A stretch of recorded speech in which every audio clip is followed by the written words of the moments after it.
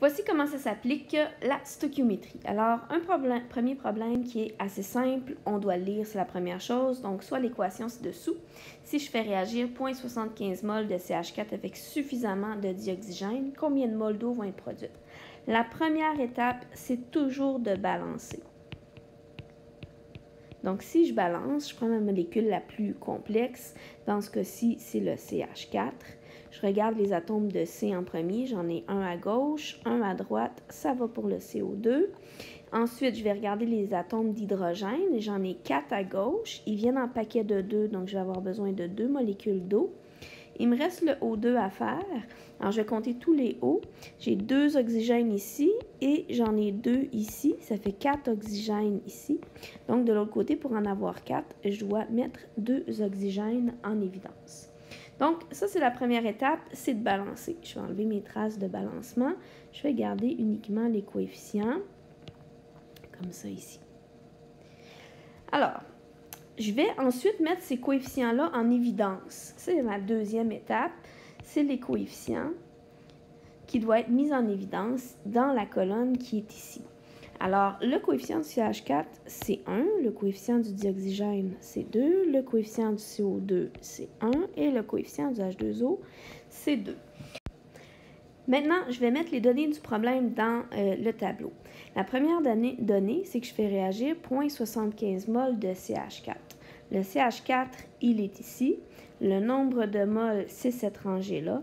Donc, je vais mettre l'information qu'on me donne. J'ai 0,75 mol, je mets mon unité de mesure, de CH4. Alors, je peux effacer ça ici pour pas que ça traîne comme information. Ensuite, ce que je vais faire, c'est que je vais mettre l'autre information qui est qu'est-ce que je cherche? Je cherche combien de moles d'eau vont être produites. Donc, je suis encore dans ma rangée de moles et l'eau, elle est ici. Donc, les moles d'eau, mon inconnu, c'est ça ici. Donc, moi, j'ai tendance à faire une case dans laquelle j'indique ce que je cherche. Des fois, on peut prendre un surligneur si vous voulez. Vous pouvez surligner l'endroit, mais ce que vous cherchez, c'est ça ici. Donc, il faut se rendre là. Une fois que j'ai inscrit, donc ça, c'était ma troisième étape, c'était inscrire les données. Les données.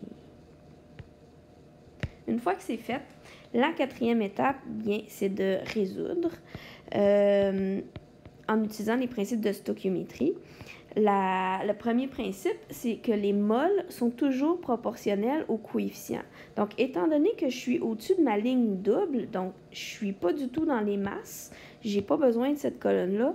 Tout ce qui est au-dessus de cette rangée-là, plutôt, c'est toujours proportionnel. Alors, j'ai le droit de faire un produit croisé entre n'importe quel coefficient et n'importe quel nombre de moles. Donc, pour résoudre, je vais faire un produit croisé. Mol avec les coefficients. Donc, mon opération, c'est 0,75 mol fois 2 divisé par 1, ce qui me donne 1,5 mol. Donc, ça, c'est le premier exemple qui est le plus simple. Quand c'est le seul calcul que vous avez à faire, il faut laisser des traces, évidemment, de tous les calculs. Donc là, je suis rendue dans ma rangée. J'ai 1,5 mol. Je suis bien à l'endroit que je recherchais. Donc, ma réponse, c'est bien 1,5 mol. Et j'ai terminé mon problème de stoichiométrie parce que j'ai répondu à la question.